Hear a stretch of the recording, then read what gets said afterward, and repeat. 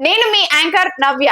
ఈ రోజు నేను మీకోసం భార్యాభర్తల మధ్య అసలు గొడవలు రాకుండా ఉండాలి అనంటే ఎలాంటి రెమెడీస్ ఉంటాయి? అవి ఏంటి అనేది మనం ఈరోజు సాయిబాబా సార్‌తో మాట్లాడి తెలుసుకుందాం. నమస్కారం సార్. నమస్తే. నమస్తే. సార్ ప్రతి ఒక్క ఫ్యామిలీలో గొడవలనేవి జరుగుతూ ఉంటాయి. భార్యాభర్తల మధ్యలో ఇంకొంచెం ఎక్కువ జరుగుతుంటాయి. అసలు హ్మ్. వాళ్ళిద్దరి మధ్యలో గొడవలు రాకుండా ఉండాలంటే ఎలాంటి రెమెడీస్ ఉంటాయి? కొంచెం మీ మాటల్లో మన వ్యూవర్స్ కోసం. భార్యాభర్తల మధ్యలో భార్యాభర్తల మధ్యలో గొడవలు రాకుండా ఉండాలి అనంటే, ఎంతో కొంత అన్యోన్య భావాలుండాల ఇద్దరి మధ్యలో గూడా. నువ్వు తూర్పు ఆమె పడమర అంటే, ఆ సంసారం కష్టమే. అయినా గాని కొన్ని రెమెడీస్ ఉన్నాయి. ఎలా ప్రవర్తించాలి భర్తతో భార్య, భార్య భర్తతో ఎలా ప్రవర్తించాలి అనేది కొన్ని విషయాలు మనకు పాతకాలం నుంచి గూడా చెప్పబడ్డాయి. కాబట్టి దాంట్లో ఏంది అనంటే ఈగోస్. హ్మ్. నువ్వింత సంపాదిస్తున్నావు, నేనింత సంపాదిస్తున్నా, నేనింత కట్నం తెచ్చినా, నువ్వింత ఏం చేసినావు నా కోసము? లేకపోతే అనవసరమైన విషయం, చిన్న విషయాన్ని పెద్దగా చేయడము, అన్నంలో ఉప్పెక్కువైందనో, హ్మ్. కూరలో ఉప్పెక్కువైందనో, లేకపోతే నువ్వు టయానికి పెడతలేవనో. ఇప్పుడు ఇప్పుడు పెళ్లయింది. ఇప్పుడు పెళ్లయిందనుకుందాం ఉదాహరణకి. ఒక హ్మ్. జంటకు పెళ్లయింది. 25 సంవత్సరాలు వాళ్ళ ఇంటికాడ ఆ అమ్మాయి పెరిగుంటది. ఆ వాతావరణం ఎలాంటి వాతావరణం అనేది మనకు ఐడియా ఉండదు. అవును. మన ఇంటికొచ్చిన తర్వాత మన పరిస్థితులు, మన వాతావరణ పరిస్థితులు అనేది ఆమెకు అలవాటు కావాలా. హ్మ్. కొత్తగా పెళ్ళైన జంట అమ్మాయికి, కోడలికి. అది అలవాటయ్యే ఛాన్సే ఇస్తలేరు చాలా మంది. అవును. అత్త గావచ్చు, మామ గావచ్చు, భర్త గావచ్చు. అక్కడ ఆమెను ఇబ్బంది పెడతా ఉంటే ఏమైతది? ఒకరోజు చూస్తది, 2 రోజులు చూస్తది, 3 రోజులు చూస్తది. ఆ తర్వాత అది గొడవకు దారితీస్తది. హ్మ్. ఏ గొడవైనా అది చిలికి చిలికి వాన గావద్దు అనంటే, మనం ఎంతో కొంత అర్థం చేసుకొని ముందుకెళ్లాల్సిన బాధ్యత భర్తది. ఇప్పుడు మనకు ఆల్రెడీ ఏమంటారంటే చాలా మంది పాతకాలం నుంచి గూడా భరించేవాడే భర్త. అవును. ఈ విషయాన్ని మర్చిపోయిన చాలా మంది మగాళ్ళు వాళ్ళకు నచ్చినట్టు ప్రవర్తించడము, నచ్చినట్టు ఉండడము. పోనీ ఆమె మిమ్మల్ని మంచిగా చూసుకుంటుంది. మంచి విషయాల గురించి ఆలోచిస్తలేరు. చెడు విషయాల గురించే ఆలోచిస్తున్నారు. ఆమె మీకు ఎంతవరకు మంచిగా చూసుకుంటుంది, ఆమె మిమ్మల్ని ఎలా చూసుకుంటనే అనే విషయాన్ని గ్రహించక, మీరు ఆమె యొక్క మైనస్ పాయింట్లు, ఆమె చేస్తున్న తప్పులను మీరు నివారించకుండా, ఆమెపై అనవసరంగా చేసుకోవడం గావచ్చు, ఆమెను తిట్టడం గావచ్చు, ఆమెను మార్చుకునే ప్రయత్నం అనేది ప్రతి మగాడు చేయాల్సిన బాధ్యత అవును. ఉంది. మరి విషయాలు ఏది ఏమైనప్పటికీ భార్య గూడా, భర్త అనేటోడు బయటికెళ్ళి పని జేసుకోవాలా. భర్త అనేటోడి బాధ్యతలు ఎలా ఉంటాయంటే, పెళ్లి వరకు ఒక విధంగా ఉంటది. పెళ్లి తర్వాత ఒక విధంగా ఉంటది. అప్పటిదాకా అమ్మ, నాయన ఆలన పాలన మీద ఉంటాడు.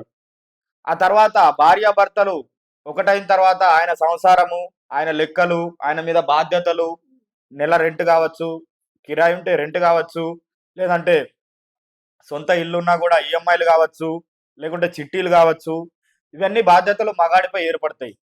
అప్పుడు భర్త కొత్తగా పెళ్ళైనప్పుడు గావచ్చు, లేదంటే ఒక సంవత్సరం, 2 సంవత్సరాలు మంచిగుండి గూడా, ఆ తర్వాత కొంచెము బాధ్యతలు పెరుగుతాయి గాబట్టి, ఆ పెరిగిన సమయంలో భర్త భార్యకు టైం ఇయ్యడు. ఆ టైం ఇయ్యనప్పుడు ఏం చేస్తదంటే భార్య అనుమానించడం, నువ్వెవరికో అలవాటైనవనో, లేకపోతే నువ్వు నాకసలు టైమే ఇస్తలేవనో, ఇవన్నీ చేసుకుంటా పోతే ఇంటికొచ్చిన మగాడికి ఏం సుఖముంటది?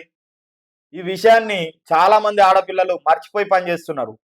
ఇప్పుడు ఆయన ఎంతవరకు మన కోసం పనిచేస్తున్నాడు? మన పిల్లల భవిష్యత్తు బాగుండాలంటే భర్త అనేటోడు పని జేయాలె. ఎద్దులాగా పని జేయాలె. మరి ఎద్దులాగా పని జేయకుండా నువ్వు ఇంట్లో కూర్చుండబెడితే ఏం ఆస్తులుంటాయి? మరి ఆయన ఏం సంపాదిస్తాడు? పిల్లల్ని ఏ విధంగా పోషిస్తాడు? ఈ విషయాన్ని మర్చిపోయి భార్య అనవసరంగా గొడవ పెట్టడము, గొడవను మరి పెంచడము, ఆ భర్త ఆల్రెడీ స్ట్రెస్‌కు లోనై పని జేసొచ్చి ఎంతో కొంత ఆఫీస్‌లో రాజకీయాలకో, ఆఫీస్‌లో ఉన్న ఇబ్బందులకో, ఆటుపోట్లకు గురై ఇంటికొచ్చిన వ్యక్తికి నువ్వు మంచిగా చూసుకోవాలి తప్ప, నువ్వు ఇబ్బందులు పెట్టే పనులు నువ్వు చేస్తే, ఆయన ఆఫీస్‌లో ఇబ్బంది పడి, ఇంట్లో ఇబ్బంది పడి, మరి ఆయన యాడికి పోవాలి?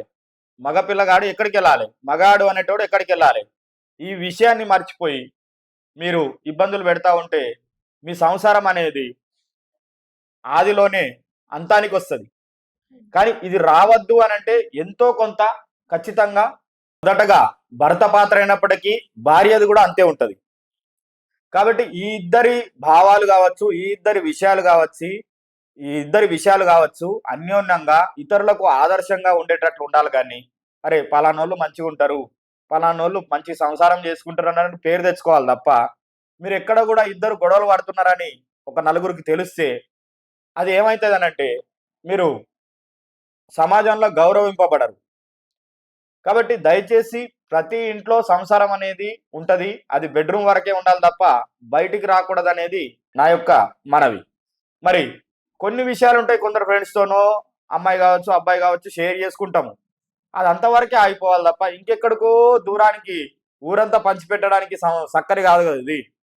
దేవుని ప్రసాదం కాదు కదా.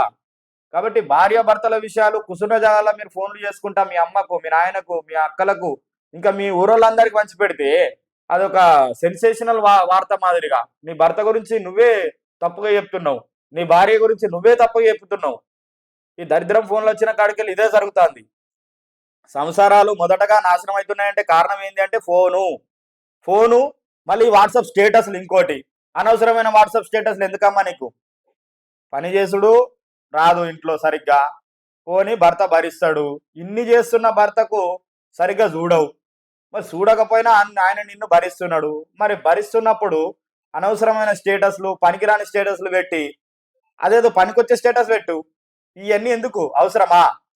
కాబట్టి భార్యాభర్తలు ఇద్దరు మంచిగా ఉండాలంటే, అనవసరమైన విషయాల జోలికి పోకుండా మన సంసారం బాగుండాలంటే ఎంతో కాంప్రమైజ్ అయి ఎంతో అర్థం చేసుకుంటే 100కు 100% గొడవలని రావు. గొడవలనేవి రాకుండా కూడా ఉంటాయి. వచ్చినా అవి ఆదిలోనే అంతమవుతాయి. మీరు గొడవలను ఆదిలోనే అంతం చేయండి తప్ప సంసారాన్ని కాదు. దయచేసి డైవర్సులు తీసుకొని డైవర్స్లో ఉన్నోళ్ళు కూడా డైవర్స్ తీసుకుందామనే ఉద్దేశంలో ఉంటే కూడా మీరు ఆ ప్రయత్నాన్ని మానుకోండి. ఎందుకంటే హ్యూమన్ బీయింగ్ ఎలా ప్రవర్తిస్తాడు అని అంటే, భర్తలు అనేటోళ్ళు ఎక్కడైనా భర్తలే, భార్యలు అనేటోళ్ళు ఎక్కడైనా భార్యలే. కాబట్టి నువ్వు ఎవరిని చేసుకున్నా ఈ పిల్లగాడికి డైవర్స్ ఇచ్చి అమ్మాయి కూడా ఇంకో ఎవరికో చేసుకుందామనే ఆలోచన ఉన్నా, ఈయనకు డైవర్స్ ఇచ్చి ఇంకొకటి చేసుకుందామన్నా అక్కడ కూడా భర్త అనేటోడే ఉంటాడు, మగాడు అనేటోడే ఉంటాడు. కాబట్టి ఈ విషయాన్ని అర్థం చేసుకొని మీ గొడవలు, మీ ఇంటి సంసారాన్ని సరిదిద్దుకొని మీరు సంతోషంగా ఉండాలని నేను కోరుకుంటున్నా. మరి అందరికీ నమస్తే. నా వీడియో మీకు నచ్చినట్లయితే లైక్ చేయండి, షేర్ చేయండి, సబ్స్క్రైబ్ చేయండి. కొంచెం ఇబ్బంది పడుతున్న సంసారాలు ఏవైతే ఉంటాయో ఆ గ్రూపులు ఏమన్నా ఉంటే, మీ చుట్టాలు ఎవరన్నా ఉంటే మరి ఇట్లానైనా షేర్ చేసి పుణ్యం కట్టుకోండి. జై శ్రీరామ్.